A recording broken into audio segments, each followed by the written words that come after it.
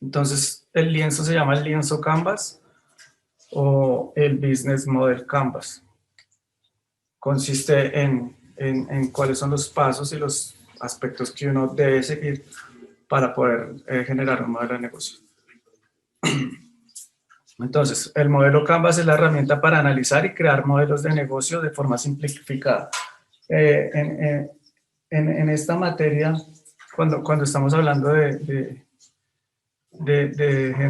tratar de generar negocios a nivel internacional, de generar campañas, digamos que esto es como el eje fundamental de lo que uno podría ver acá.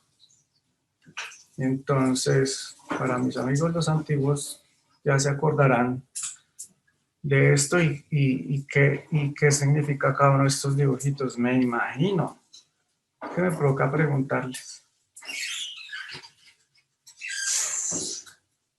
¿Se acuerdan o no se acuerdan?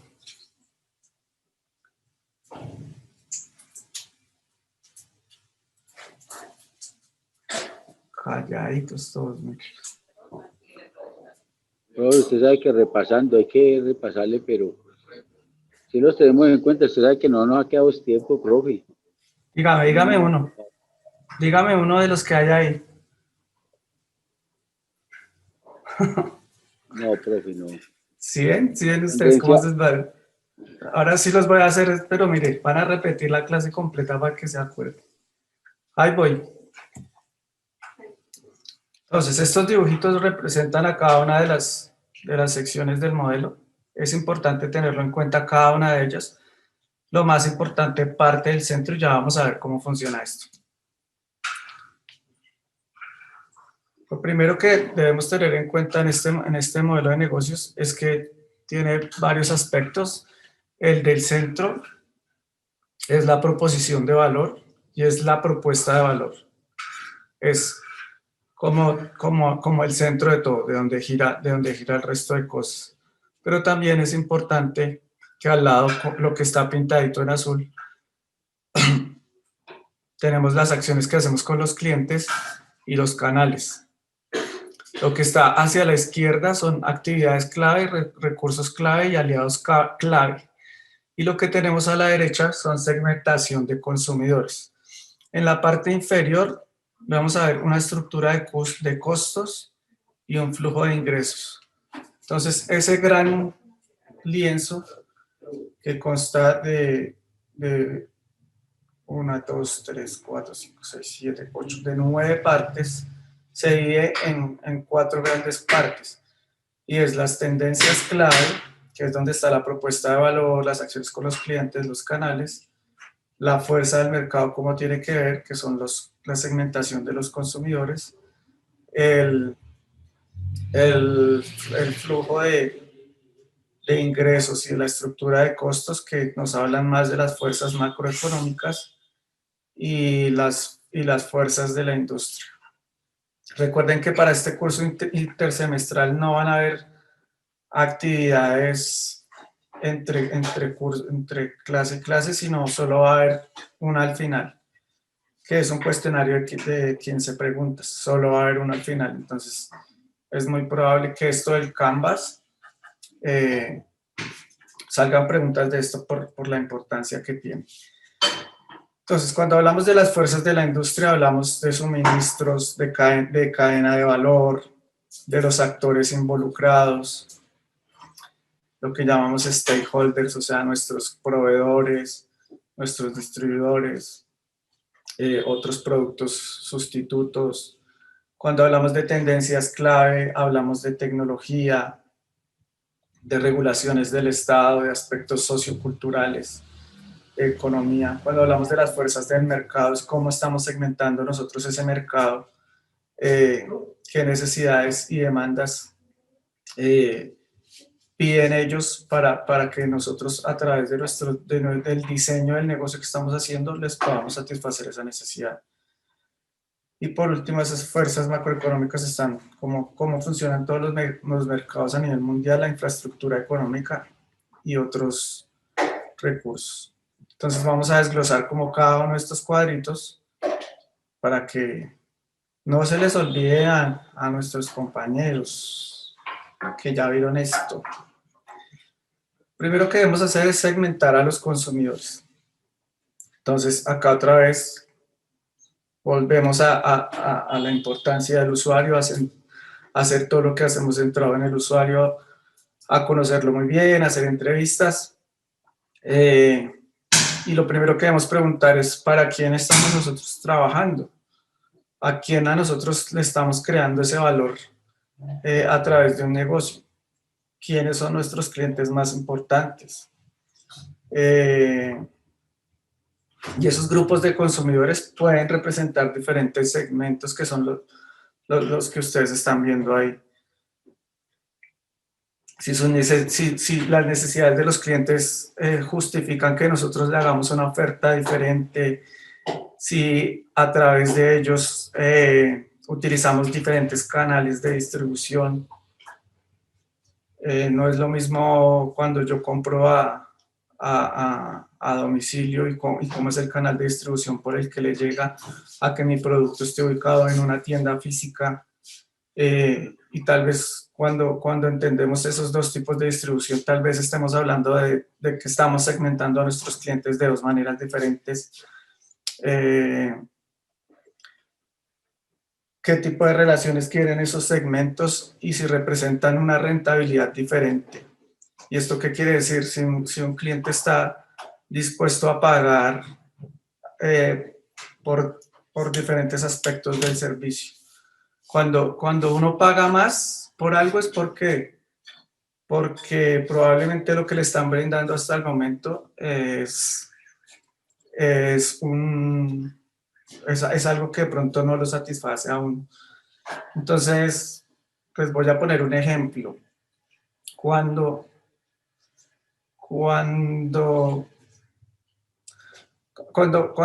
digamos, yo vivía en Facatativá, y eso queda a 1 hora de Bogotá. Cuando yo tenía que viajar a la universidad, solo habían como unas flotas y se demoraban muchísimo, porque pues ellas paraban a recoger. Entonces, entre Facatativá y Bogotá hay municipios como Madrid y Mosquera. Y entonces, mientras la flota para, digamos, y deja a los de Madrid, en Madrid se suben otros que van para Bogotá, pero en Mosquera se bajan otros, pues realmente se le vuelve a uno un viaje larguísimo. Y una empresa que se llama como Transgalaxia ofreció un servicio que era directo y eran unas vans en las que cabían 15 personas y apenas se llenaban, solo paraba en Bogotá o le cobraban a uno el pasaje hasta Bogotá y si usted se bajaba antes, no importaba. Pero el caso era que valía como, digamos, si el pasaje valía 3.000 pesos lo normal, la gente prefería pagar 4.000 pesos por tener ese servicio. Entonces esto habla un poco de esa segmentación de los consumidores. Hay gente que le importa llegar más rápido y no le importa pagar todos los días 1.000 pesos más. Que 1.000 pesos más se le están convirtiendo en 1.000 pesos de ida y 1.000 pesos de vuelta. En esa época siempre 1.000 pesos eran artículo. Entonces ya son 2.000 pesos diarios que mensualmente pues es un costo adicional que no tenía la gente pensada, pero que finalmente la pagaban. Uno puede pagar un poco más por un mejor servicio.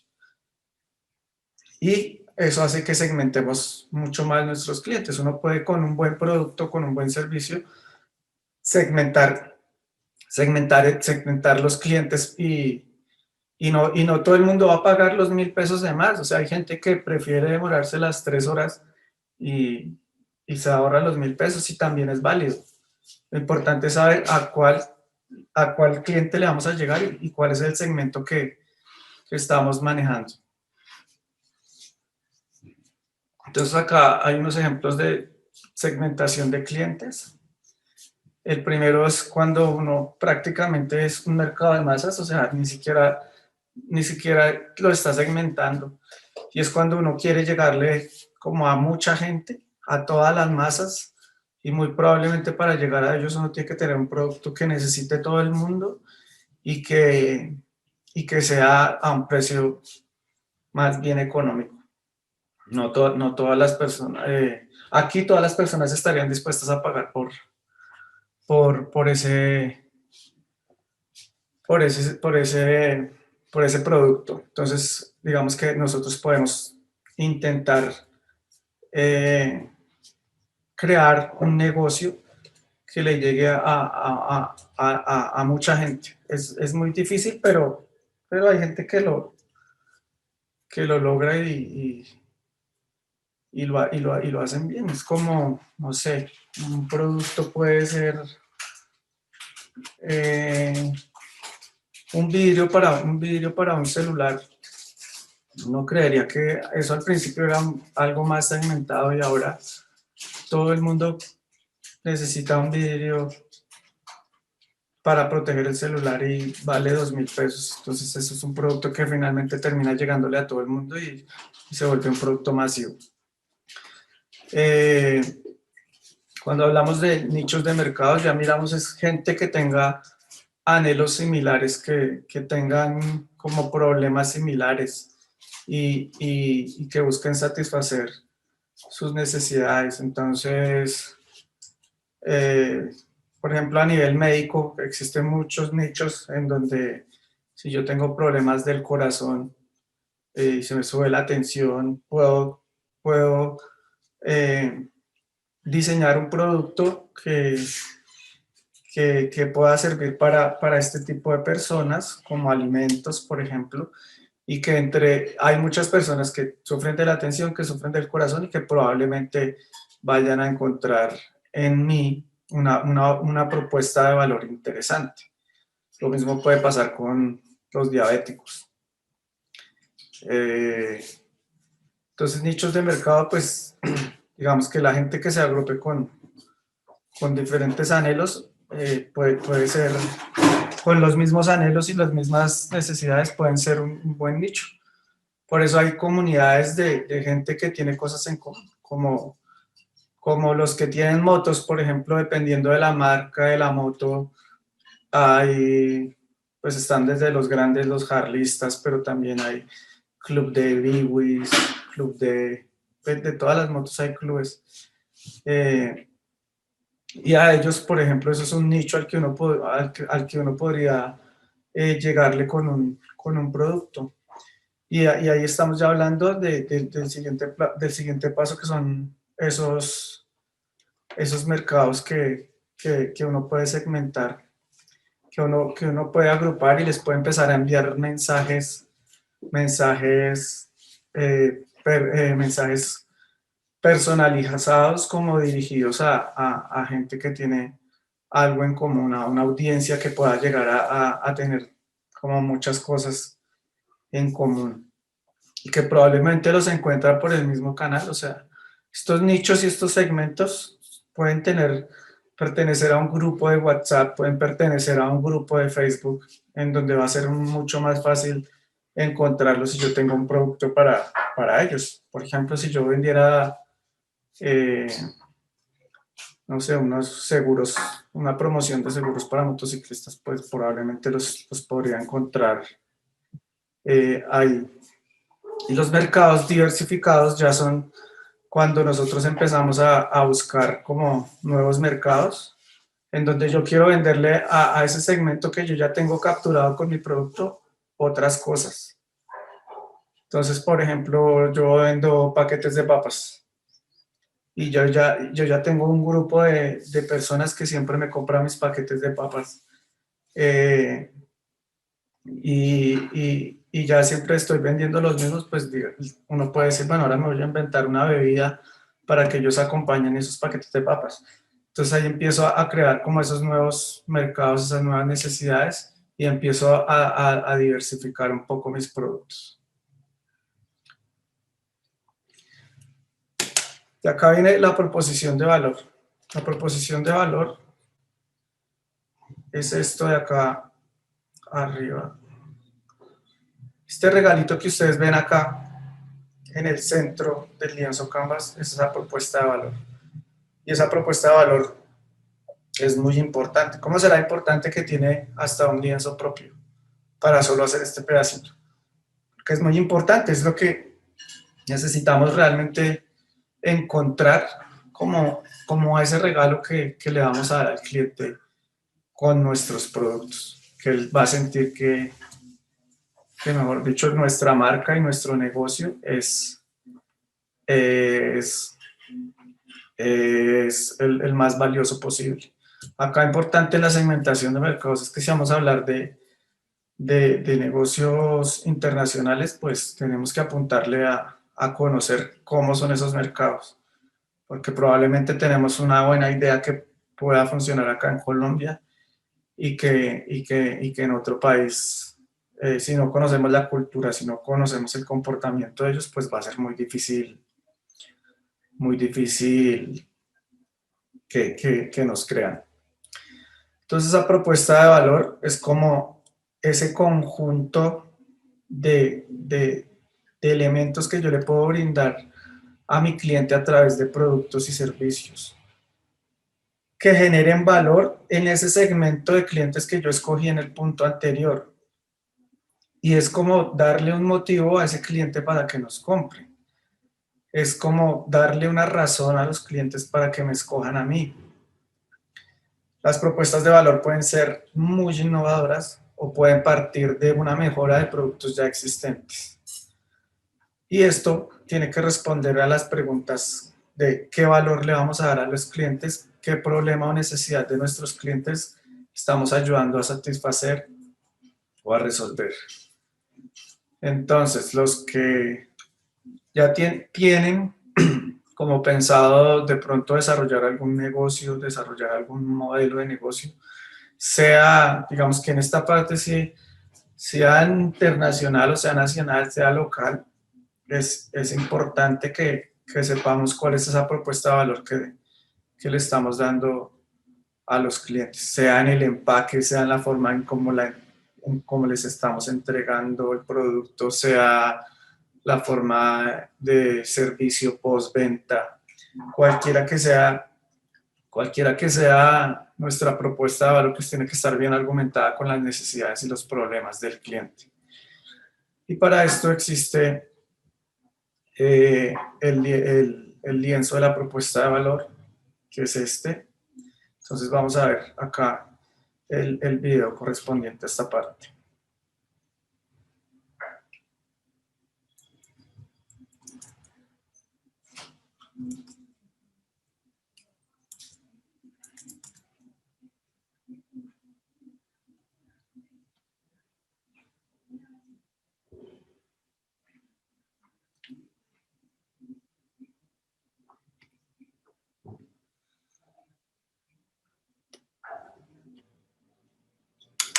Listo, entonces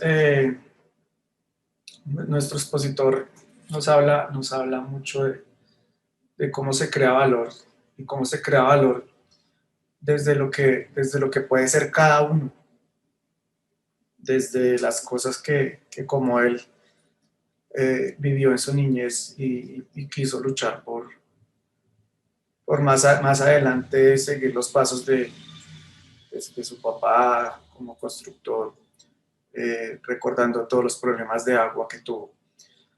Pero súper enfocado él en saber que uno puede generar valor para una comunidad muy grande y a eso es a lo que yo siempre los trataré de invitar. Y es que cuando hagamos esa lluvia de ideas generando todas esas posibles soluciones, sean soluciones para la humanidad, sean soluciones para la sociedad. O sea, problemas hay muchos y en un país como en el que vivimos hay problemas a los que uno se enfrenta diariamente. Y ojalá uno pudiera empezar a crear esas propuestas de valor. Primero desde las cosas que a uno le gustan, desde las cosas cosas que a uno siempre lo han inquietado y, y así se le van a dar mucho más fácil las cosas. Después vendrá el tema del negocio, que es lo que, de lo que se trata esta clase, ¿no? De cómo hacer negocios, de cómo crear negocios a nivel internacional o a nivel nacional, pero antes de eso, si nos olvidamos un poquito de eso y pensamos en cómo le vamos a generar valor a mucha gente, crearle esas soluciones a los problemas, lo del negocio vendrá después, hay de manera, digamos que acompañando nuestra idea. Él también nos hablaba del trabajo en equipo, de la importancia que tiene y de cuál es el rol de cada uno de nosotros. Eso ya lo vimos en la clase pasada, lo comentamos, y es que si uno tiene una habilidad y sobre todo esas habilidades blandas, saberlas aprovechar. Si no las tiene, pues rodearse de gente que las tenga. Pero es clave eso y es clave de verdad trabajar en lo que a uno le guste. A veces yo hablaba estaba haciendo una entrevista a un gerente y él tiene una empresa que, que le genera, digamos que es una empresa muy rentable, que está en el sector del retail, entonces vende mucho y él tiene ya, digamos que esa empresa le dio para invertir en en otras posibilidades, para invertir en otros negocios. eh, y los otros negocios que tiene también son muy rentables. Y él dice que podría cerrar la empresa, la primera empresa que le dio a él para todo, pero no lo hace porque sabe que detrás de lo que hace, de lo que hace a través de la empresa, pues hay muchos sueños, hay muchas personas, hay muchos empleados. Tener 150 o 200 empleados directos, tener otros 100 dentro de los almacenes, contratados por grandes empresas, surtiendo los lineales, otros que están pendientes para cuando llegan los camiones y descargarlos. Entonces, si uno se ponía a hacer cuentas con él, eran como 500 familias que de alguna manera se veían beneficiadas por, por un negocio. Y a veces también como que uno tiene que empezar a mirar las empresas desde las dos caras, ¿no? Desde uno como empleado, pero también a veces hay que ponerse en los zapatos del otro. Y sobre todo que uno como empleado casi siempre, o yo lo pensé en algún momento y era como yo, como que este otro se está volviendo rico a costillas mías porque yo soy el que trabajo. Y eso no es tan así. Cuando uno ya está del otro lado, cuando uno ya tiene que pagarle un sueldo a alguien, ya la cosa se le vuelve más complicada. Por ejemplo, si yo le generaría empleo a una persona o a dos personas, nomás con el mínimo y en términos legales, esas dos personas pueden valerle a uno unos 2,5 millones, 2,700,000 con todo lo de ley. Y si uno tiene un local y si uno tiene muchas cosas, pues se supone que el negocio debe dar para todo eso, pero no es tan fácil. Ahora imagínense uno con 200 empleados. Tiene que hacerse como 300 millones de pesos mensuales solo para cubrir la nómina.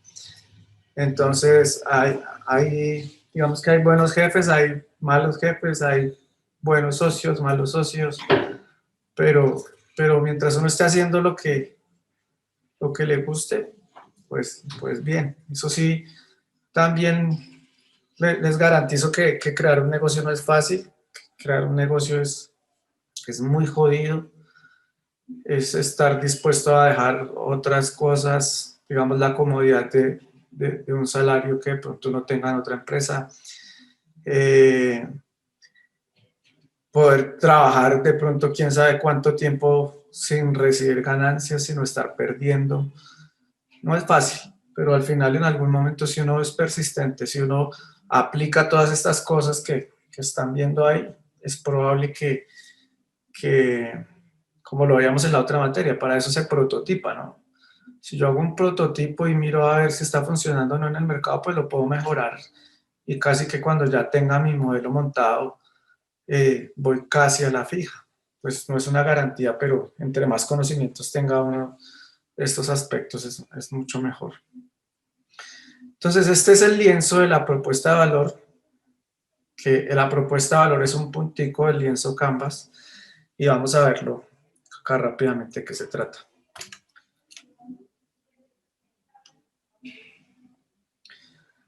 Entonces, primero están los Customer Jobs, que son ese trabajo que al cliente del que nosotros queremos resolverle el problema, le gustaría que estuviera bien hecho. O sea, son cosas mínimas que debería esperar el cliente. Por eso la propuesta de valor no puede enfocarse solo en que mi producto es de buena calidad. O sea, todos los productos deberían de ser de buena calidad. Mi propuesta de valor debería ser otra cosa, pero la calidad es como lo mínimo.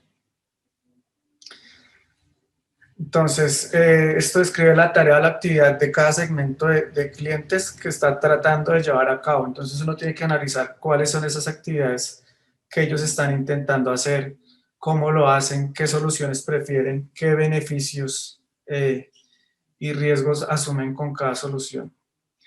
Es poder analizar cómo se enfrentan ellos, nuestros posibles, a esas soluciones que les estamos brindando. Entonces, acá hay un ejemplo y es que si alguien se quiere depilar,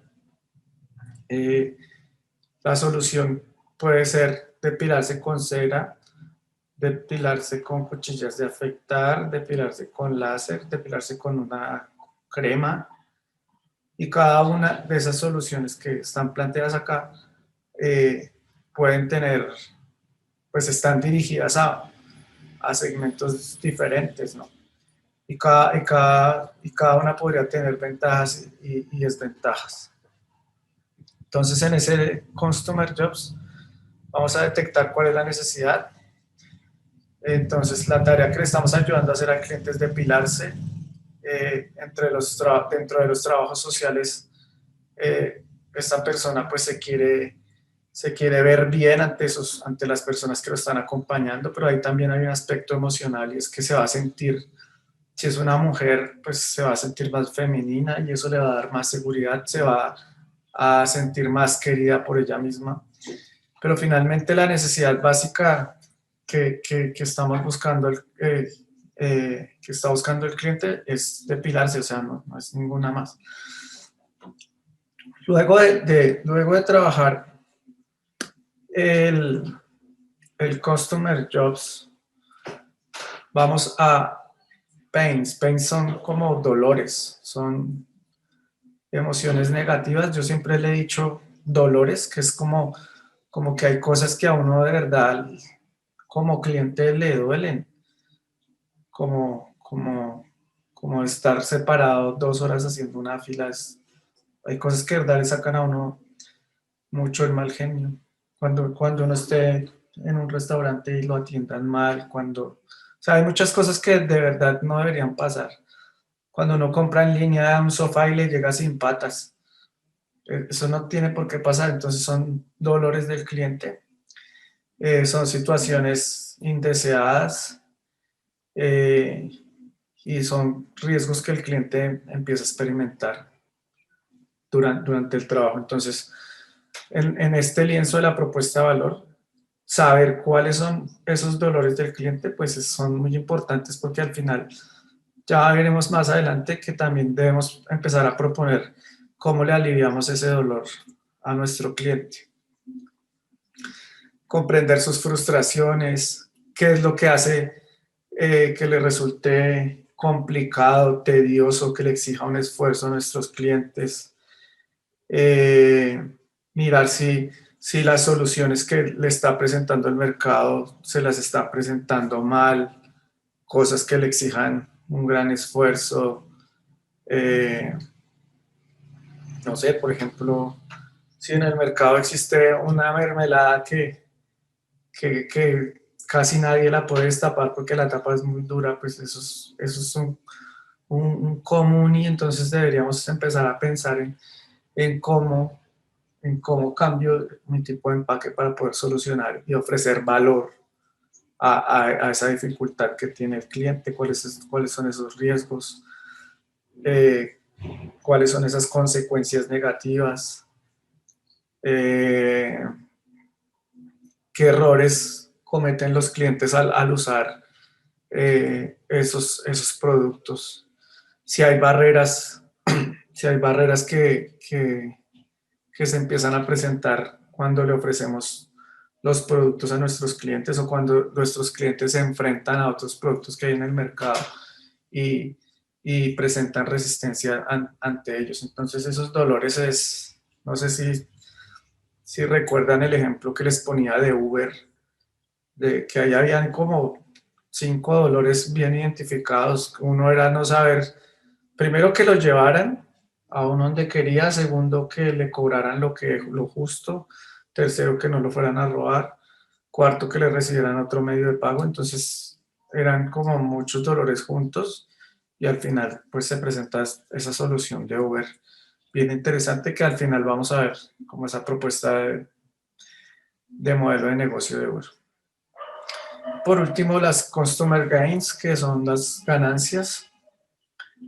Eh, digamos que con esto se completa el círculo derecho de la propuesta de valor. Y es que es lo que el cliente espera, lo que el cliente desea o por lo que se vería sorprendido. Esto incluye utilidades funcionales, como les mencionaba el ejemplo de la mermelada, beneficios sociales, emociones positivas o ahorros de costos. Entonces, cuando ya empezamos a hablar de esas ganancias, es muy probable que acá ya estemos identificando ciertas cosas que nuestro cliente va, va, va a adoptar, de las cuales van a generar valor en él. Entonces, cuando hablamos de gains, estamos hablando de ganancias, de beneficios, y puede responder a estos puntos. ¿En qué le gustaría más ahorrar al cliente? Si piensa solo en términos de dinero, también de tiempo y esfuerzo. Ahí está el ejemplo que les colocaba de la buseta de Faca Bogotá. Hay clientes que prefieren ahorrar dinero y hay clientes que prefieren ahorrar tiempo. Así les valga más. ¿Qué resultados o beneficios espera el cliente? ¿Cómo están actualmente satisfaciendo sus necesidades? ¿Cómo le podríamos hacer la vida más fácil al cliente? Eh, por ejemplo, ahora con todos estos temas digitales, hay muchas aplicaciones que le facilitan a uno la vida para comprar, para viajar. Eh, miren cómo el turismo ha cambiado, cómo antes el turismo era, la gente que hacía el turismo se metía como a un plan, y en el plan uno duraba como todo el año ahorrando, mucha gente ahorraba todo el año ahorrando, para que cuando les dieran las vacaciones se iban en un plan. Y entonces en el plan los llevaban, depende de lo que haya ahorrado, a la costa o al eje cafetero. Pero el problema de esos planes es que como todo el mundo tiene que estar haciendo todo al mismo tiempo, pues había gente que no le gustaba. Ahora ya las agencias de viajes, muchas desaparecieron, otras les tocó cambiar y empezar a ofrecerle valor a los clientes, porque ahora si uno va a viajar, uno se mete a una página y puede buscar los tiquetes más baratos. Antes uno le tocaba ir a la agencia de viajes a que le dijeran cuánto valía. Ahora uno puede alquilar por Airbnb un lugar para hospedarse. Antes en el paquete le vendían el hotel y le vendían como salidas a sitios turísticos. Ahora uno puede hacer todo solo, programar su itinerario solo y probablemente le salga mucho más barato porque se está ahorrando esa comisión de la agencia de viajes. Entonces, si la agencia no, no está ofreciendo cosas diferentes, pues, pues ya la gente pues, no las va a necesitar porque uno ya tiene a alguien que de pronto un familiar o algo le dice, ah, venga, yo le ayudo a buscar esos tiquetes, venga, yo le ayudo a buscar en dónde hospedarse, venga, yo le ayudo. Entonces le están, digamos que de alguna manera ofreciéndole un valor a uno por algo que necesita y ahora el turismo también ha cambiado. Si estamos hablando de este tipo de atraer clientes, podemos pensar en extranjeros y ofrecerles esas experiencias que alguna vez lo hablábamos de ir al eje cafetero y de interactuar con cómo se recoge el café, cómo se seca, se tuesta, se muele y hasta que se pueda tomar la misma persona un café de esos es mucho más valioso que irse a sentar a la orilla de una playa. Bueno, o son, digamos que diferentes, entonces le estamos ofreciendo valor a diferentes segmentos de clientes, que era lo que mencionaba anteriormente. Preguntarse uno qué están buscando, con qué sueñan, qué criterios usa, qué le gustaría que incrementáramos nosotros en las soluciones que estamos proponiendo. Si verdad prefieren un menor precio, si prefieren mayor calidad, ahorro de esfuerzos, menores riesgos físicos. Luego empezamos a ya hablar de ese regalo. En la parte izquierda de la pantalla lo pueden ver. Primero, productos y servicios, entornos a los cuales estamos ofreciendo valor. Entonces acá ya prácticamente que estamos creando un producto, un servicio por el que nos van a pagar, que alivie esos dolores, que le cree esas ganancias a esos clientes. Entonces podemos hacer una lista de los productos o servicios y la propuesta de valor que tenemos pensados para elaborar cada uno de estos productos, cada uno de estos servicios.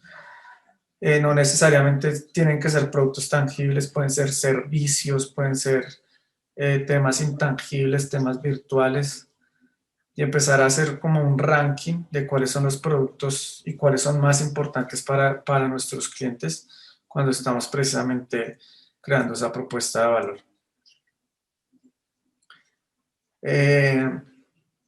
Estos pain relievers son como unas aspirinas, como unos remedios, como unos aliviadores de dolor. Entonces, si en la parte derecha teníamos unos dolores, en la parte izquierda, cuando ya estamos construyendo ese regalo que le vamos a dar a nuestros clientes, les tenemos que, que dar como ese remedio, como esa aspirina. Y es que acá debemos empezar a describir cómo nuestros clientes están calmando esos dolores del cliente. Entonces, si el cliente del taxi no sabía cuánto les van a cobrar en nuestra nueva propuesta de valor, desde que tú pides el servicio, sabes cuánto te va a costar. Eh, si el dolor es que no te llena donde quieres, desde que tú pides el servicio y te lo aceptan, ya sabes que te van a llevar. Entonces a cada dolor te van dando esa aspirina o ese analgésico. Entonces estos serían los puntos que se deberían tener en cuenta. Primero, describir cómo esos productos o servicios eliminan o reducen valor, eliminan o reducen dolores, eliminan y reducen esas emociones negativas. Si nuestros productos ponen fin a esas dificultades, si se eliminan los riesgos, si los clientes están dispuestos a, a pagar, a comprarme mi producto si yo les estoy eliminando esos riesgos, si habrán consecuencias derivadas del uso o no del producto. Entonces todos esos detalles los tenemos que tener en cuenta. Y mírense que uno a veces cree que es como, no, tengo un producto y saquémoslo al mercado y ya. Pues si le fue bien, creo que le dejó mucho a la suerte sabiendo que podría hacer todo esto antes de arriesgarse a sacar un producto.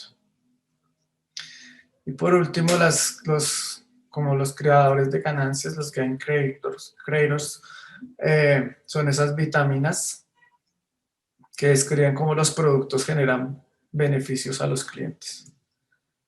Entonces, si ahorran costos, si los productos mejoran cosas ya existentes en el mercado, si le hacen una vida más útil, más fácil a nuestros clientes,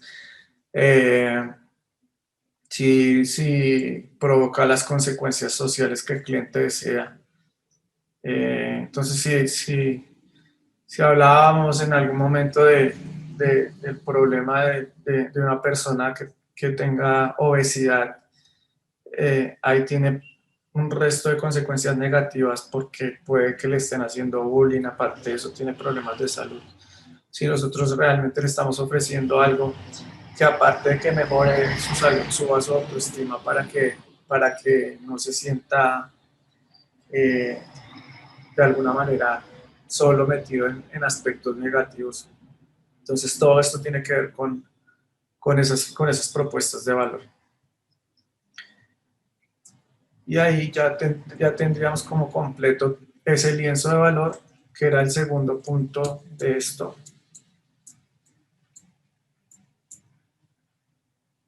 Que es esa proposición de valor que veíamos en el lienzo Canvas.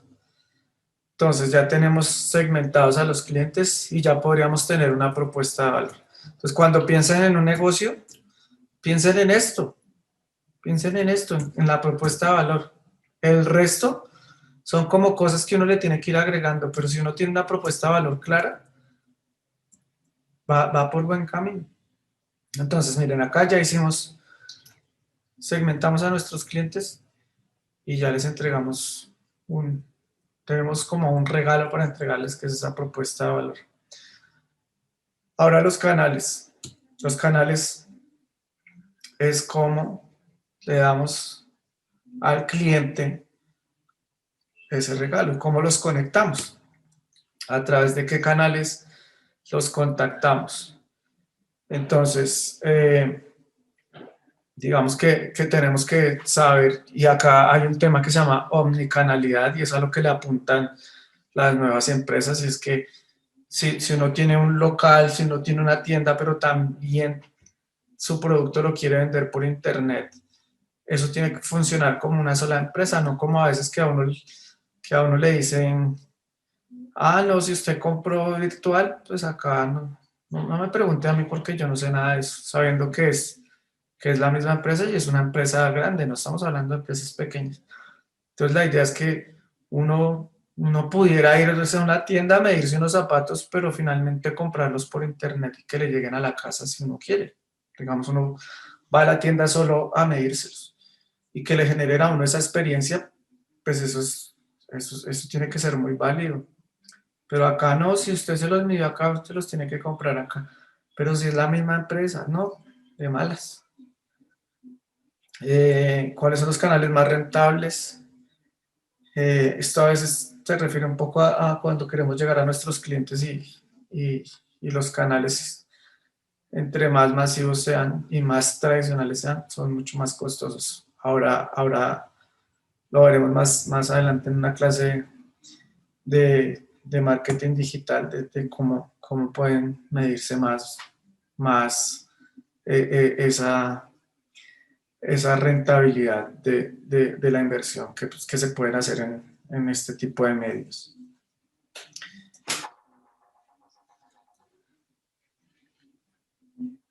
Las fases del canal, primero, digamos que podemos generar conciencia en los clientes acerca del producto que les estamos ofreciendo para que ellos luego puedan evaluar esa propuesta de valor que les estamos entregando, compren, digamos que hagan como esa transacción, reciban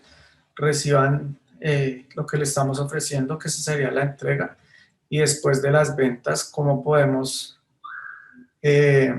ofrecer atención al cliente. Entonces, miren cómo esto es todo un viaje desde que lo conectamos al cliente y le hacemos como pensar en que de pronto esta persona necesita el producto, le decimos que evalúe esa propuesta que le estamos dando, lo convencemos de que compre, se lo entregamos, pero después de la venta ya tenemos un cliente y cuando tengamos un cliente, ¿qué debemos hacer? Pues tenerlo ahí para que nos siga comprando otras cosas que le podemos ofrecer.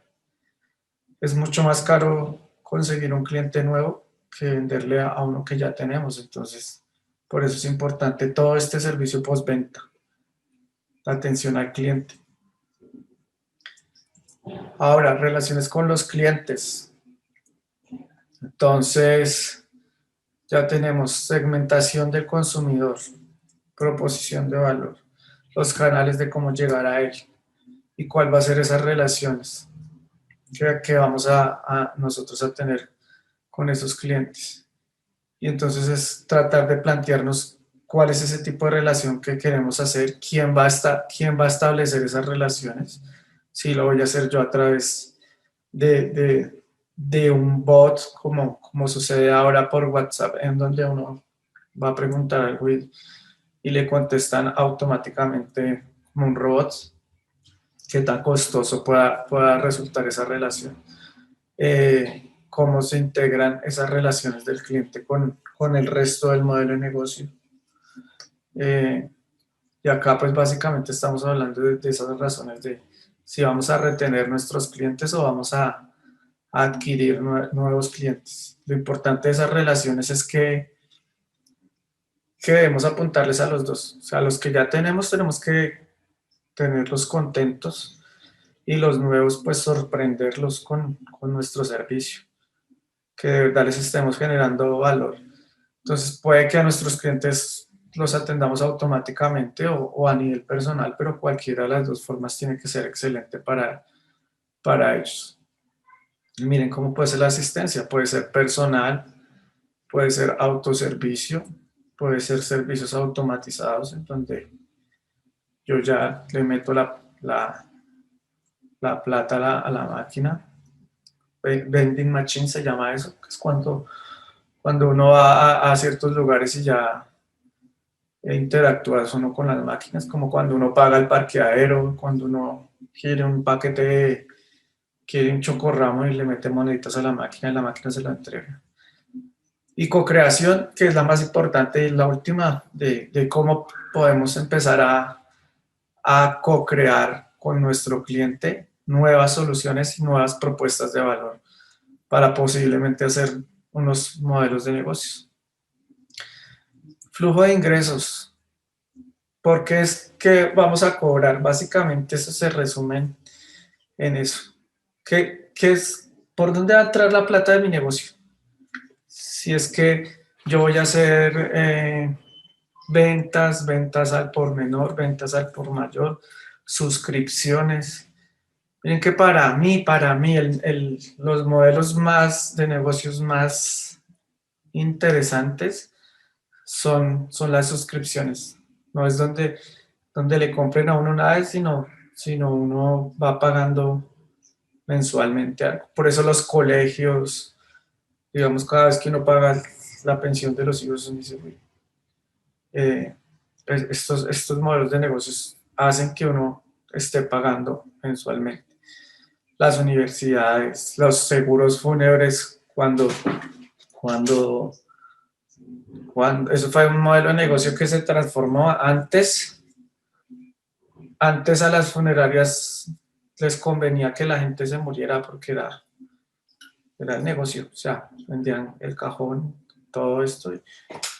Y después de que empezaron las suscripciones ya como que era mejor que no se muriera la gente. Entonces mire cómo puede cambiar un modelo de negocio de un lado para otro. Y si uno paga, yo conozco a gerentes de empresas fúnebres por la región del Magdalena Medio que pueden tener, no sé, le cobran 15.000 pesos 15.000 mensuales, bueno, no sé en cuánto esté eso, 15.000 pesos mensuales póngale a 2.000 afiliados, a 5.000 afiliados. Entonces uno empieza a, a recoger un montón de plata mensual y son modelos de negocios y las cuentas les dará, o sea, la estadística les dirá, bueno, en esta región normalmente la estadística es que el índice de personas fallecidas es de tanto. Y lo mismo pasa con Netflix, con todas estas nuevas, con la televisión por cable, donde uno empieza a pagar mensualmente, con el plan del celular. Miren cómo son negocios que uno está pagando. Y no por eso debe ser gratis que el dueño de Claro, el mexicano Carlos Slim, sea una de las personas más ricas del mundo, pues tiene un mercado a nivel América grandísimo. Y si cada no sé cuántos millones de usuarios tendrá, mensualmente le pagan, póngale por barato 30.000 pesos. O sea, imagínense cómo es eso. Entonces acá en este punto del flujo de ingresos es mirar cómo, cómo, cómo me va a ingresar la plata. ¿Qué tal eh, que por ejemplo, ustedes estén pensando en fabricar una máquina para resolverle el problema a cierto tipo de personas y, y qué tal que el negocio no sea ese, qué tal que el negocio no sea venderles, sino más bien alquilarles a un buen precio, qué tal que el negocio sea que uno se asocie con esas personas y le den comisión, pero las máquinas siguen siendo de uno.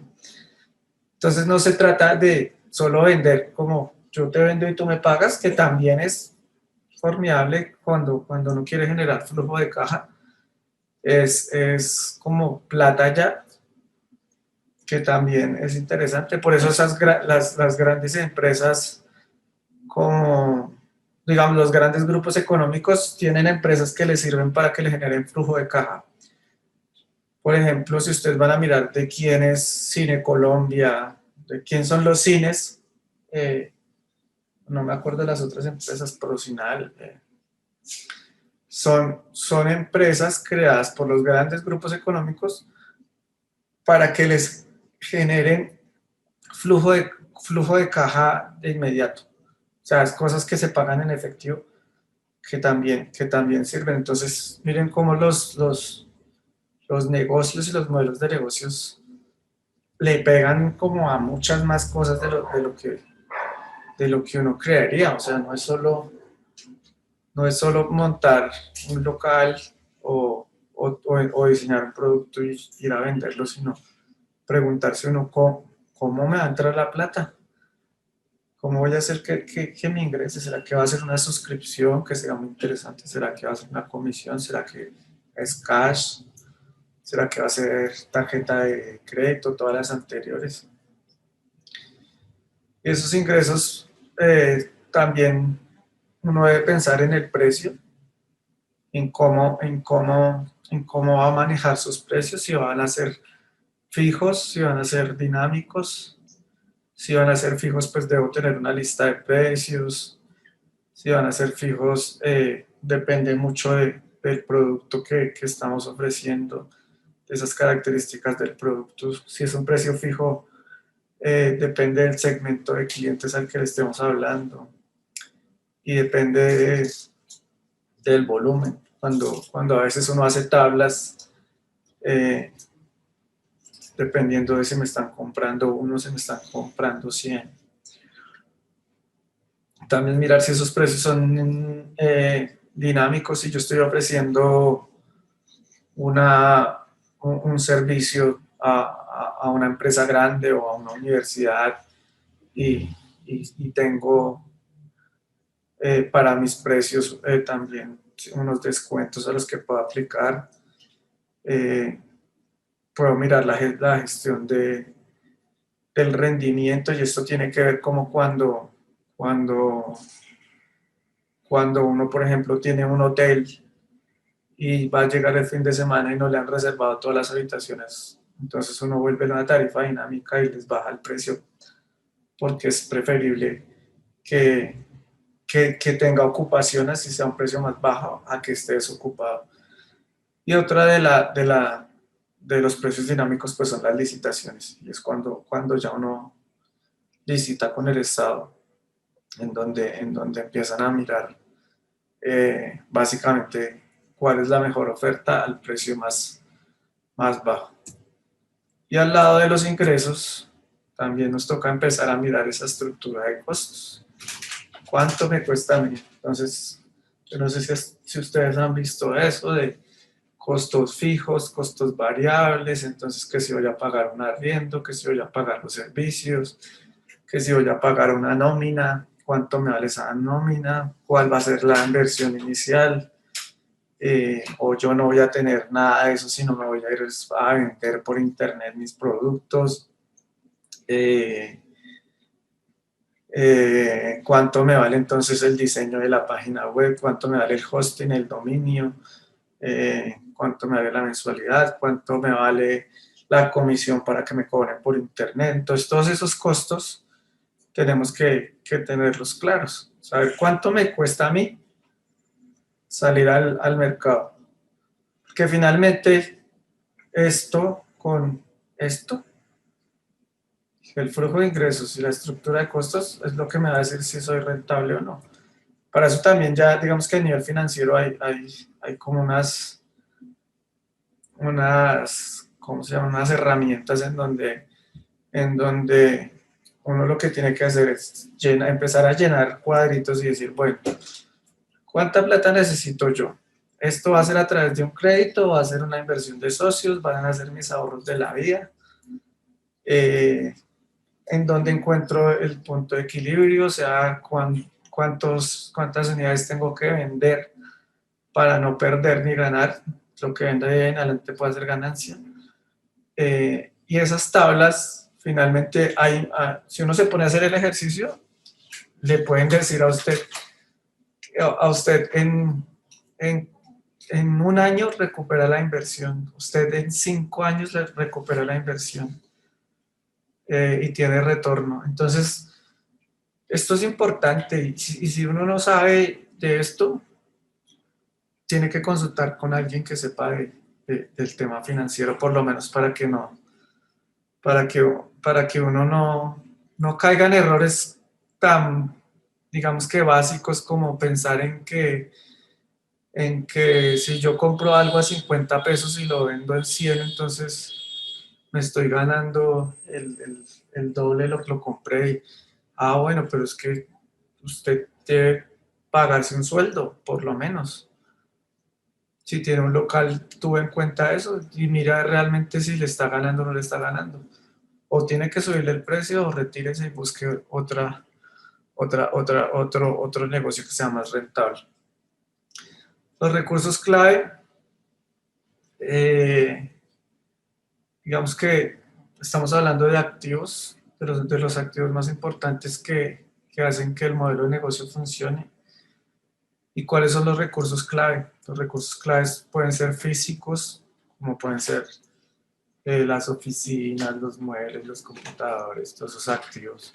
Pero pueden ser intelectuales, como esas grandes ideas que algún día ustedes de pronto puedan llegar a patentar, que se inventen alguna vaina y el día que se inventen algo, eso toca ir de una vez a patentarlo.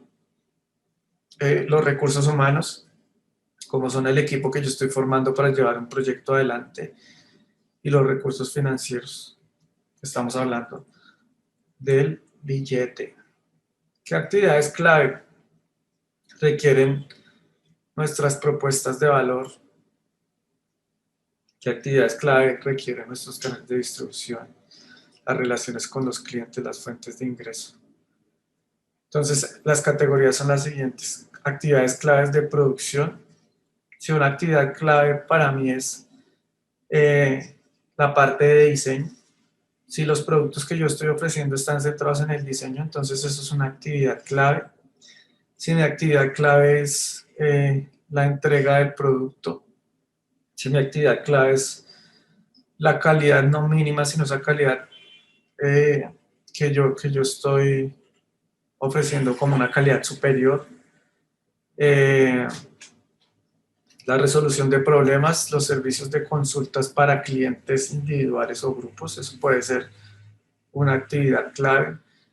La plataforma o la red eh, es una actividad clave. Entonces, si yo tengo una app que sirve para, una aplicación que sirva para vender almuerzos caseros a la gente de las oficinas en una parte de la ciudad, en donde esté rodeado de solo el centro de la ciudad, de una ciudad, y yo quiero ofrecerles almuerzos caseros a través de una app, porque la gente está cansada de ir a restaurantes, pues yo me puedo inventar todo ese modelo de negocio, pero la actividad clave en este momento es esa app, o sea, la plataforma es una actividad clave, porque sin esa plataforma no, no existe lo que yo estoy planteando. Podría existir otro modelo de negocio, pero si mi oferta de valor es que a través de una app reciban un almuerzo casero, la plataforma es clave. Y los aliados clave, que son el último punto de este modelo Canvas, nos habla de quiénes son todos esos aliados, cuáles son esos socios claves que tenemos. Entonces, en el caso de Uber, el socio clave puede ser el conductor, o mis proveedores. Si yo estoy vendiendo cosas de la China y mis proveedores son mis socios porque me ofrecen unos buenos productos a un bajo precio, pues esos pueden ser mis socios, mis aliados clave, mis socios clave. ¿Qué actividades clave realizan los socios? Entonces, digamos que este noveno punto es el que nos cierra acá todo este dibujito del, del, del lienzo Canvas. Entonces, miren cómo acá está la propuesta de valor, el cliente, los canales, los ingresos, los costos, las actividades clave, los socios clave. Entonces, con eso cerramos el tema con este ejemplo.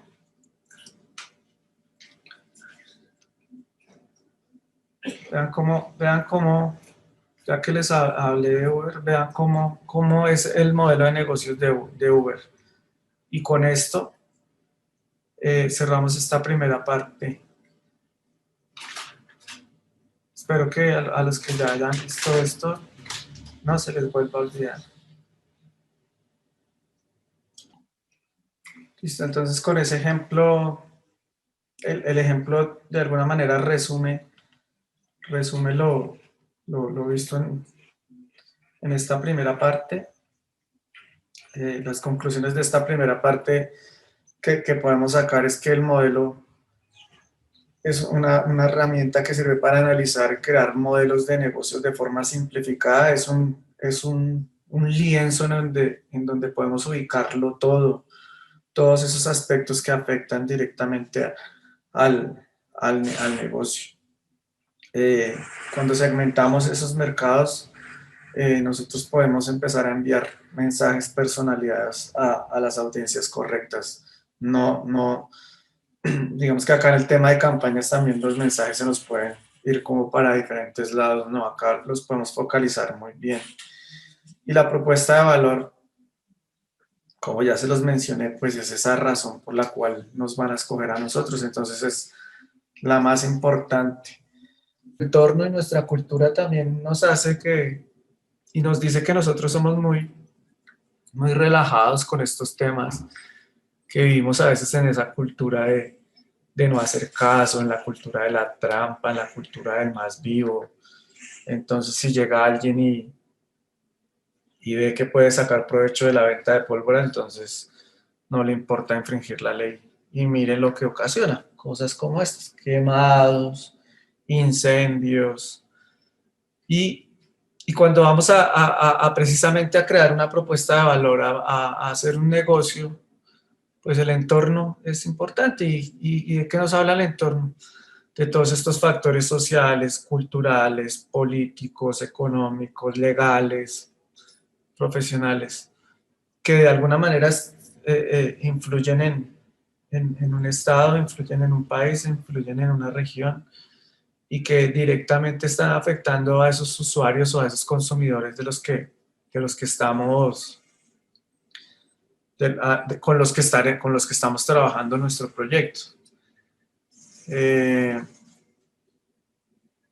una definición básica que había encontrado de entorno es esta segunda, que nos habla de la delineación de las cosas que aparecen fuera del contorno de una figura, y precisamente es todos los aspectos que podrían rodear, rodear nuestro proyecto.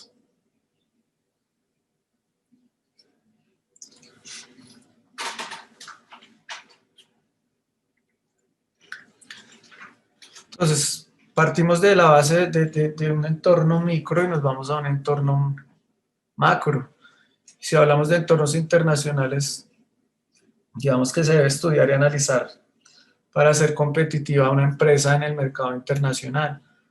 Eh, Cuando hablamos de globalización, hemos visto que cada vez las fronteras como que van desapareciendo un poco y, y realmente con la ayuda entre unos países y otros lo que hacen es alianzas y fortalecer de alguna manera grupos económicos.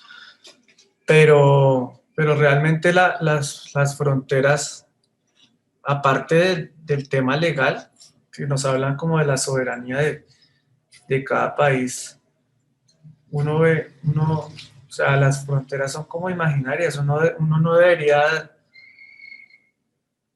debería ser ciudadano del mundo y uno podría, como ciudadano del mundo, uno debería tener derecho a ir a cualquier lugar del mundo. Pero ¿qué pasa? Que estos entornos en algunos lugares no nos los permiten. Entonces, si necesitamos ir a Estados Unidos, nos piden una visa; si necesitamos ir a otro país, nos piden un pasaporte, que son métodos de control, pero realmente uno debería, como ciudadano del mundo, tener el derecho a ir, y si tiene las posibilidades, a estar en donde quisiera. Y en el tema de la globalización, en este tema digital que ahora nos ha conquistado, esas fronteras empiezan a desaparecer y es eso.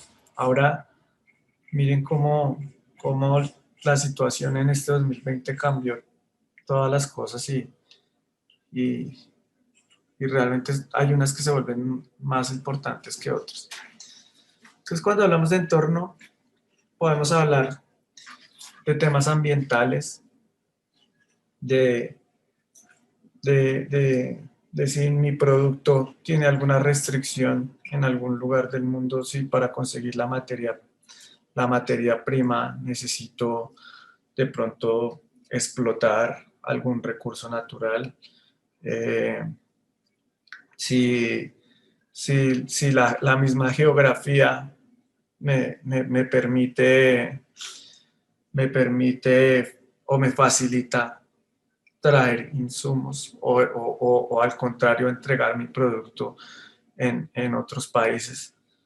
Entonces a mí la geografía puede volvérseme un factor a favor o un factor en contra.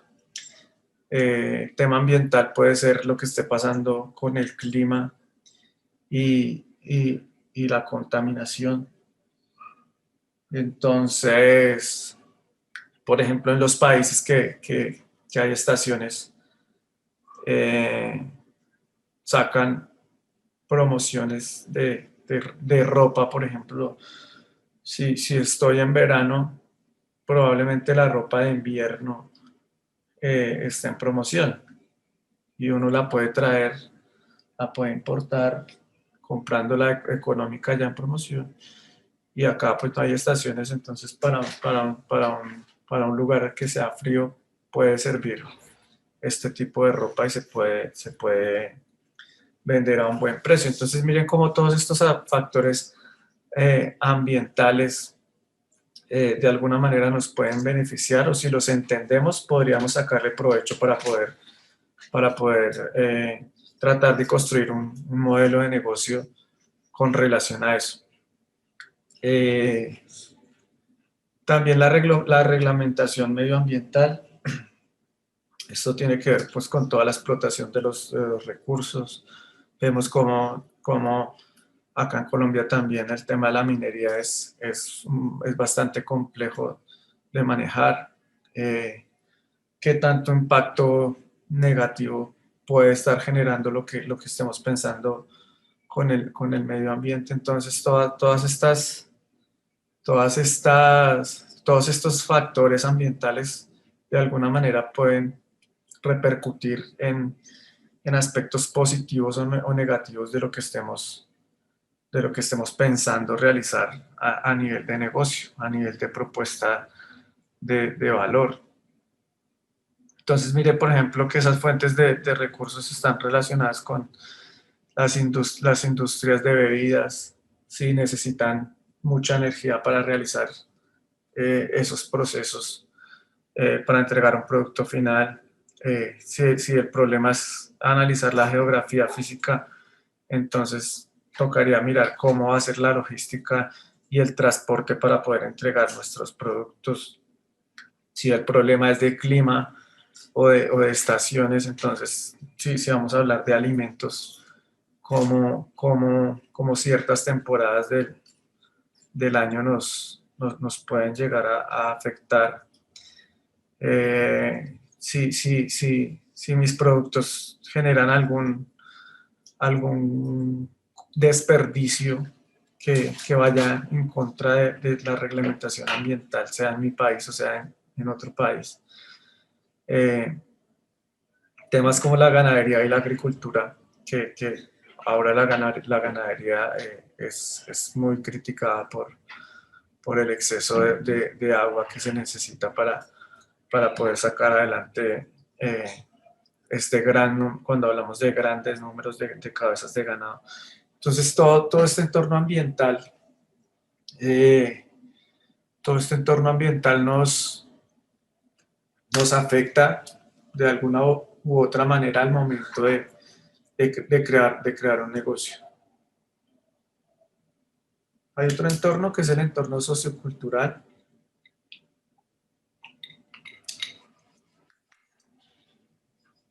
Hay, digamos que muchos factores que son construidos por la sociedad, como son los paradigmas. Un paradigma es como un modelo de patrón o ejemplo, que muchas veces creemos que debe seguirse en determinada situación, pero realmente lo que nosotros debemos hacer con este tipo de creencias es tratar de romperlas. Y acá hay dos ejemplos.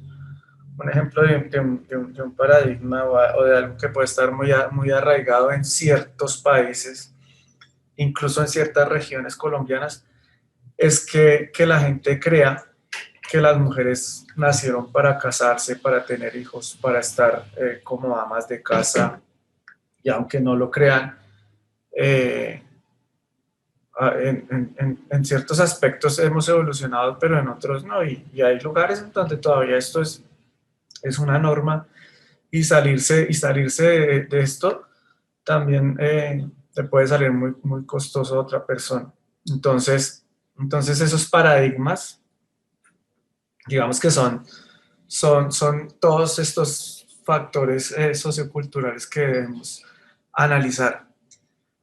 Otro aspecto puede ser, otro ejemplo es cuando uno dice que los productos que tienen precios altos son de buena calidad.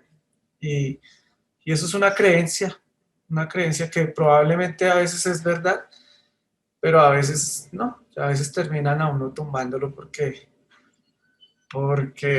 paga uno caro y realmente pues son productos que podrían ser más económicos, no necesariamente de mala calidad, pero, Por ejemplo, yo conozco lugares de tiendas de ropa en donde, dependiendo de en donde esté ubicada la misma prenda, empiezan a, a valer diferente. Entonces, si yo estoy en un centro comercial de Bogotá, me vale, no sé, 100.000 pesos, pero la misma prenda en una tienda de barrio que en, en un almacén de ropa de barrio, esa que valía 100 en el centro comercial la puedo conseguir en 30.000 pesos. Y es la misma prenda porque el proveedor es el mismo. Entonces, todos estos factores socioculturales pues hacen que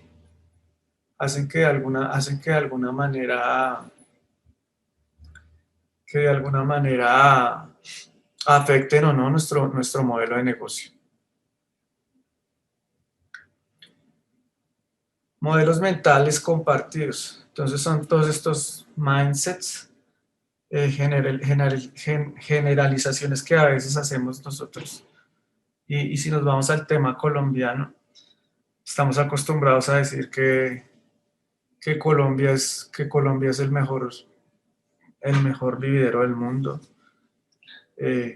cosa que puede ser cierta o puede que no. Eh, pues depende de quién lo mire, ¿no? No a todo el mundo, no a todo el mundo le va igual en el baile, como dicen por ahí, que somos el país más feliz del mundo. También depende de cómo lo miremos o mirar la seriedad de estos estudios, porque si la fuente que estamos utilizando para hacer estos análisis es Facebook, de pronto podríamos empezar a buscar como unas fuentes más interesantes.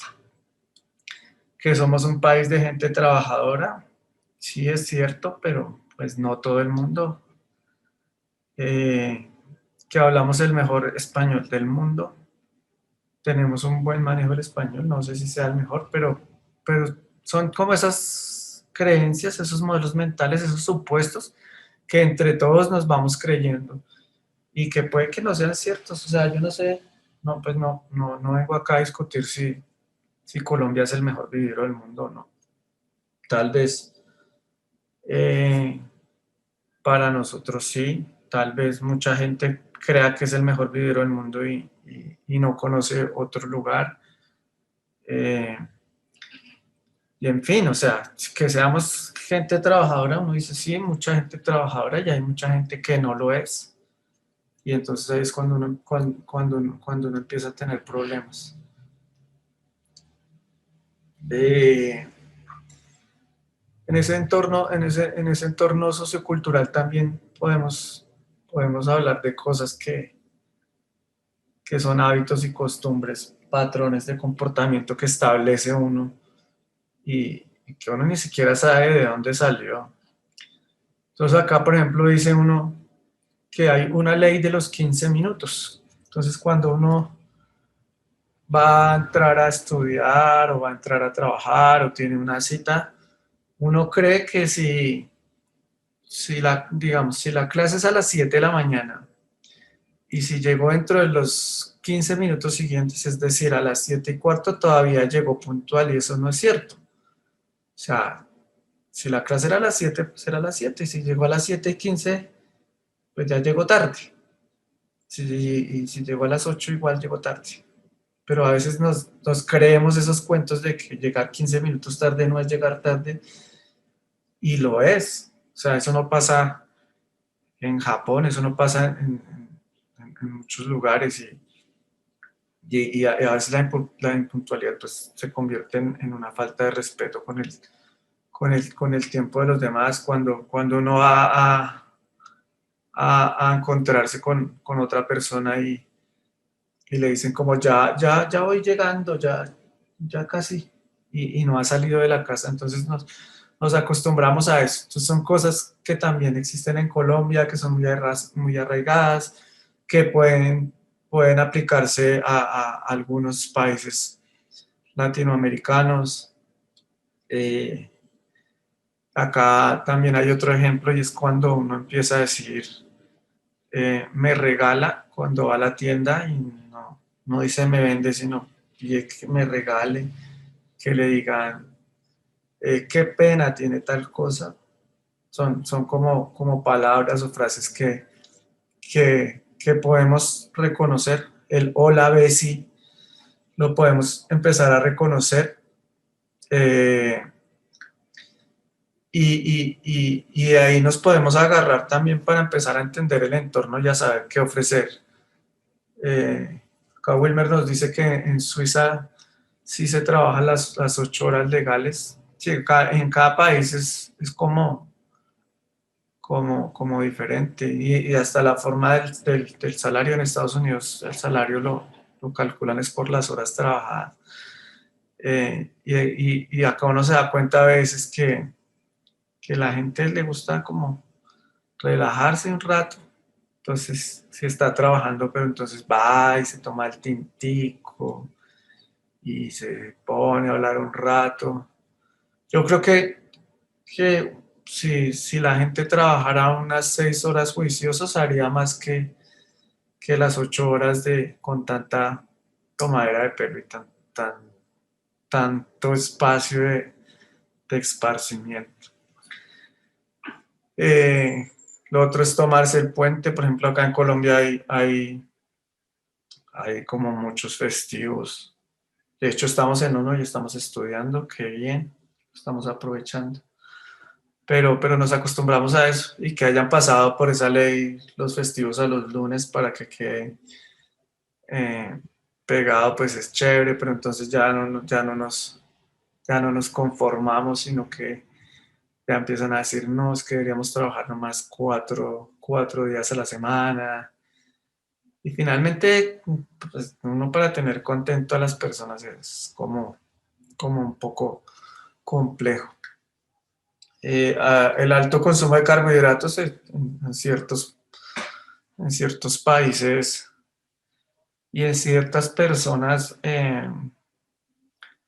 lo es, o sea, no sé, digamos que a mí me llama la atención esto de los carbohidratos porque a veces se vuelven costumbres y uno no lo ve. Rica la bandeja paisa, pero pues son cosas que uno no se podría comer todos los días. O por ejemplo, cuando yo ahora que estoy en la casa de mi papá por los temas de la pandemia, las costumbres que él traía de manejo de carbohidratos son como diferentes, o sea, es como mucho pan, mucha harina, mucho plátano, y entonces plátano, pero también arepa, y entonces como que uno dice, pero sí, puede que sea algo cultural, pero bueno, llegó el momento de empezar a cambiar como la alimentación. El tintico, el tinto a toda hora, lo hablaba ahorita cuando no está trabajando, cuando no quiere ir a hablar con alguien, entonces es que el tinto, en toda ocasión el tinto. Y eso pues no es malo, es algo que uno debería reconocer como un factor del entorno y, y con eso podría crear una estrategia para lo que tenga pensado de la marca. Pero entonces es como analizar todos estos factores para tenerlos en cuenta. Entonces, prometer y no cumplir. Entonces, por ejemplo, no sé cuántos de ustedes le han dicho a sus amigos que cuando se acabe la pandemia se van a encontrar. Y, y si uno se pone a pensar a cuánta gente le ha hecho eso y con cuántos realmente se pensará encontrar, tal vez el valor cambie o la cifra cambie. Entonces, vamos a ver un video de ciertas costumbres que pueden aparecer como en algunos lugares del mundo.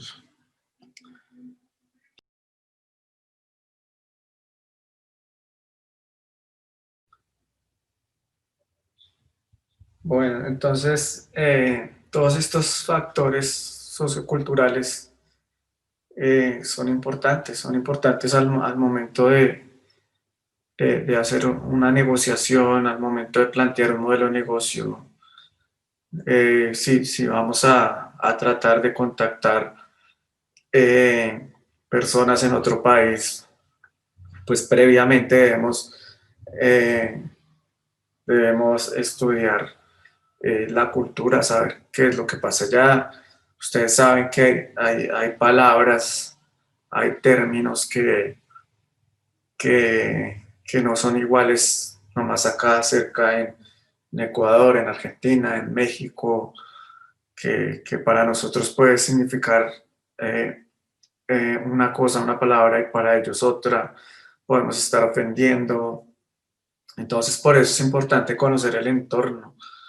Eh, por ejemplo, el tema de las rosas amarillas en México, yo no lo sabía, eh, pero es un dato súper importante porque no sé acá en Colombia si las rosas amarillas significan amistad o otra cosa, o el amarillo tenga que ver con prosperidad, no sé.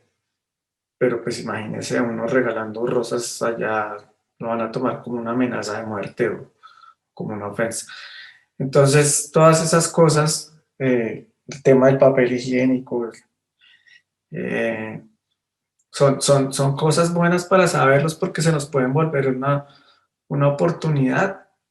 Eh, Podemos nosotros con nuestros productos ayudar a cambiar culturas y así como acá en Colombia hay cosas arraigadas, en otros países lo hay y si uno puede entrar a una cultura de una manera astuta y empezar a cambiar cosas para generarles valor sin llegar al tema de ofender la cultura o cosas así, pues eso se puede volver una oportunidad y uno podría estar ahí empezando a generar valor y podría estar creando, creando negocios interesantes.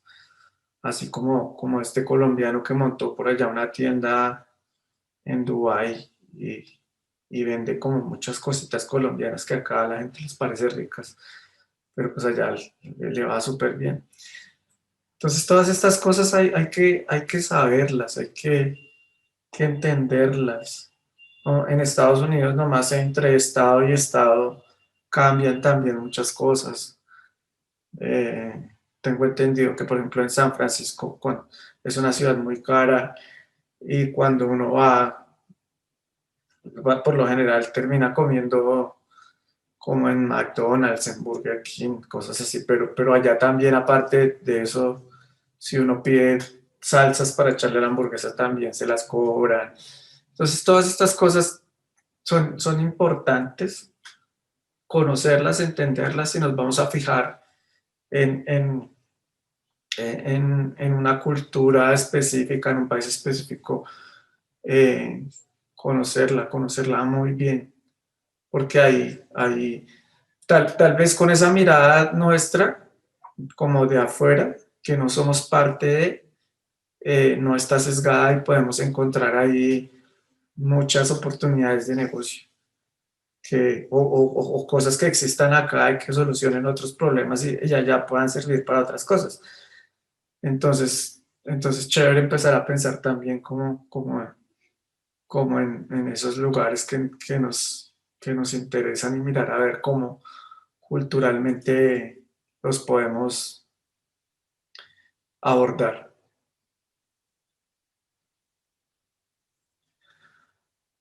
Un entorno político y un entorno legal son dos cosas. Eh, digamos que las leyes, todos los tratados internacionales para podernos llegar, los temas de exportación, cómo funcionan los contratos, eh, cómo funcionan los temas laborales, cómo es el cambio de la moneda, el cambio de la divisa, eh, cómo funciona todo el tema del impuesto al extranjero. Por eso también existen lo que llaman los paraísos fiscales, que es cuando la gente busca lugares como era en Panamá como es en Suiza, que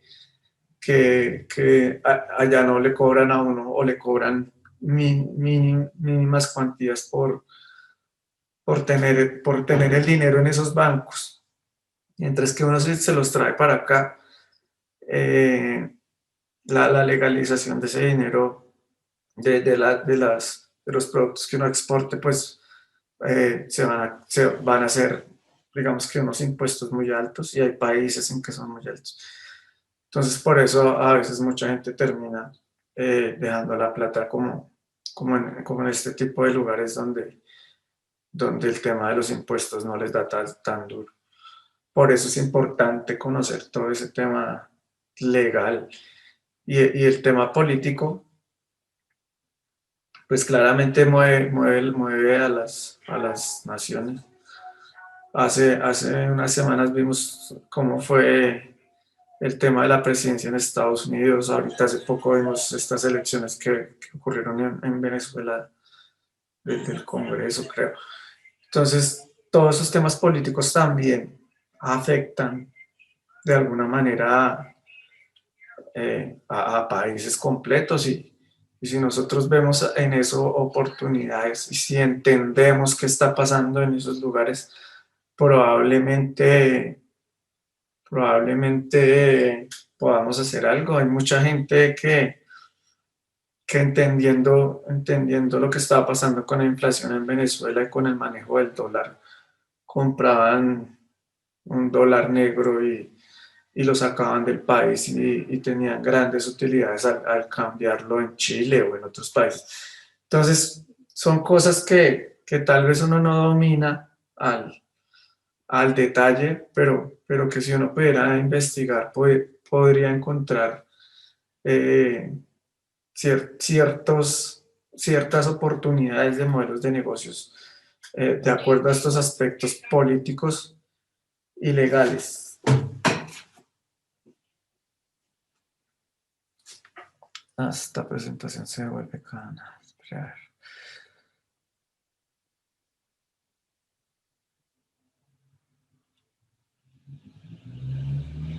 Ay, esta no la saltamos. Los imaginarios opuestos, mitos, símbolos, subjetivos. Esto también hace parte de lo sociocultural. Y entonces es cuando todo el mundo tiene como imaginarios ahí. Entonces alguien dice que el que conduce en Bogotá es capaz de conducir en cualquier lugar del mundo un vehículo. Eh, Eso no sé qué tan cierto es. Digamos que pues yo he conducido en Bogotá, se parece mucho el tráfico al tráfico de Ciudad de México, pero ya cuando uno ve carreteras en Estados Unidos, eso ya es otro cuento, porque tiene que estar pendiente como de otras cosas. Los semáforos están al otro lado de la calle, no donde cruza la gente, sino al otro lado. Entonces hay cosas que hay que tener en cuenta, pero bueno, son imaginarios. Otro imaginario que hay a nivel global es que somos un país de narcos eh, y eso hay que tenerlo en cuenta. No en todos los países vamos a estar bien recibidos. Entonces luego del problema legal, o más que el problema del entorno legal, vamos a hablar del entorno económico. Y es analizar un poco qué es lo que pasa, por ejemplo, con ese ingreso per cápita en cada país, cómo está creciendo la economía, si en el país en que yo puse el ojo eh, hay tema de apertura comercial, de apertura financiera, de cómo está la inflación, temas de desempleo. Y no solo en esos países, acá en Colombia nomás uno compara ciertas ciudades y hay ciudades en que el desempleo es muy, muy alto. Y ahorita, pues el 2020 dejó a mucha gente desempleada. Cómo es el estado de las finanzas públicas y cómo es la infraestructura. Y en este entorno económico también hay que tener en cuenta como lo que pasa en los países. Si nosotros hablamos de educación, en un país en donde hay tanta pobreza como Colombia y hacen unas pruebas a nivel mundial no me acuerdo cómo se llaman las pruebas PISA, creo, bueno, no me acuerdo. Y comparan la educación no sé, de Finlandia o de Finlandia, que es la mejor del mundo. Y entonces ellos ocupan el primer puesto y nosotros ocupamos los últimos. Pues esas comparaciones no se pueden hacer porque hay una gran diferencia económica en, en- en las dos poblaciones. O sea, mientras allá, digamos, la pobreza es mínima, acá la pobreza es muy grande, mientras que allá le pueden invertir a la calidad de la educación. Acá, básicamente, los niños de los colegios públicos salen de sus casas sin alimentarse, y entonces por eso eh, en los colegios también hay que invertirle, bueno, en la educación en Colombia hay que invertirle al programa de alimentación escolar para que los niños se puedan alimentar. Entonces el tema económico es bien complejo y aparte de eso, acá en Colombia lo que hacen es que cogen el PAE, que es el programa de alimentación escolar, y en algunos lugares entonces empiezan a los que se ganan esos contratos a vender comida de calidad, de mala calidad, y entonces ya uno no sabe cuál es el origen de esa comida que se les da a los niños, y entonces ahí todo se empieza a desdibujar, y eso hay que entenderlo. Si no entendemos eso, probablemente estamos viviendo en- en una realidad equivocada. Estamos viviendo la realidad propia y no la realidad objetiva de lo que está sucediendo. Y a mí me parece, por ejemplo, eso tenaz. O sea, primero que un niño no pueda, gracias Vilmer, si pruebas pizza, que un niño para, no pueda comer en su casa por problemas económicos, y entonces sea el sistema educativo quien tiene que brindarle la educación, digo, bueno, la educación y la alimentación para que pueda de pronto retener algo de conocimiento, porque imagínense un pelado aguantando hambre todo el día, pues va a estar es pensando en comer, no en poner cuidado. Y cuando ya se trata de solucionar eso, por otro lado llega la corrupción, que es uno de los problemas más grandes que tiene este país, si no el más grande.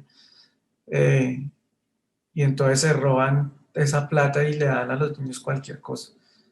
Y entonces nos dicen, no, en las pruebas PISA somos los peores y en Finlandia sí, ¿cómo la educación funciona? Pues claro, o sea, si uno no entiende el entorno, puede decir cualquier burrada de esas.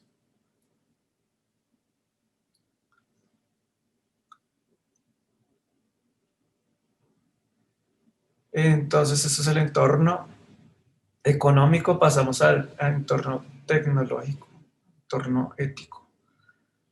Y es empezar a mirar cuáles son las potencialidades de los avances tecnológicos en ciertos países. Miren lo que ha hecho China a nivel de tecnología, a nivel de ahora la India. Y allá pues también hay un problema social y económico que hace que la mano de obra pues sea mucho más económica que en otros países. Entonces, por eso los productos de Apple como el iPhone son diseñados en California, pero, pero son hechos en China y en India, porque allá de pronto van a tener mayor rentabilidad de estos productos, pero a coste ya de que eh, la tecnología implica un cambio en la forma de cómo hacemos las cosas, cómo percibimos nuestra realidad, cómo nos relacionamos con los demás. Entonces, miren qué pasa ahora en esas redes sociales, cómo interactuamos nosotros con ellas, cómo muchos de nosotros o muchas personas tienen muchos seguidores o muchos amigos y realmente no conocen al 10% de los que tienen en las redes sociales. Entonces la tecnología también ha hecho que cambie eso. Por ejemplo, el acceso a Internet en un país como Cuba es limitado. ¿Qué puede hacer uno con eso? O sea, ¿qué puede hacer uno con esa información? ¿Cómo ha cambiado la tecnología? Miren cómo ha cambiado el tema de la educación, miren cómo ha cambiado el tema del teletrabajo, la telemedicina. Eso es puro entorno tecnológico. ¿Qué podemos hacer con eso? Pregúntense qué pueden hacer con eso, qué ideas se les ocurren, qué podrían solucionarle a la gente. Y eso es puro análisis de entorno, o sea, no estamos mirando nada más en esta charla. Cómo impactan las relaciones interhumanas. Se han visto que hay como cafés en donde dice, acá no hay wifi, aquí hablen entre ustedes. Cómo la gente ahorita está buscando ya desconectarse, cómo puede uno controlar esa invasión que tiene de los celulares o de los dispositivos en la vida de uno. Eh, Carlos nos dice que era impensable la educación virtual. Si antes era como, digamos que lo que hizo fue acelerarse un poco todo, eh, porque nos obligó la pandemia a hacerlo. Pero también, por ejemplo, uno cómo hace para sacar el celular. O sea, yo, por ejemplo, tengo acá pendiente con mi hija una charla de empezar a ponerle reglas al celular, y las reglas pueden ser muy sencillas, como si vamos a almorzar, si vamos a cenar, no vamos a tocar el celular. Pero el ejemplo también empieza por uno, ¿no? Porque si uno dice, no, suelte ese celular, pero uno también está pegado ahí, es complicado. O ponerle horarios al celular, o bueno, vas a leer un rato y otro rato juegas. Pues tratar de armar como esos manuales de convivencia de los colegios, pero en la casa, para ponerle reglas. Ojalá cuando uno se acueste a dormir, eh, no deje el celular afuera, para no estar ahí pegado al celular, para evitarse problemas. Miren cómo ha cambiado. O sea, ahora las parejas se separan por culpa del celular, por culpa de las redes sociales, por culpa de todo lo que pasa ahí, y eso no existía antes. Entonces miren cómo el entorno tecnológico también es un aspecto clave a evaluar, es un aspecto que podría darnos de pronto identificar problemas, para, para pensar en cierto tipo de soluciones. Ahí está presente. Sí, y entonces acá llegamos apréndanse esta palabrita, PESTEL, es un análisis de entorno. El análisis PESTEL es analizar el tema político, económico, social, tecnológico, ambiental y legal. Eh, para hacerlo, eh, lo que uno debe analizar es cada uno de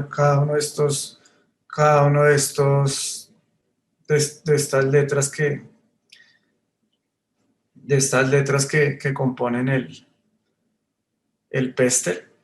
Entonces vamos a ver un video muy completo de cómo se hace. A veces yo no lo hago, digamos, así en Excel como lo vamos a ver. Lo hago con papelitos, pero básicamente es lo mismo, pero es como empieza uno a abordar cada uno de estos, cada uno de estos factores de entorno que le sirven a uno para empezar a proyectar esos modelos de negocios que queremos sacar.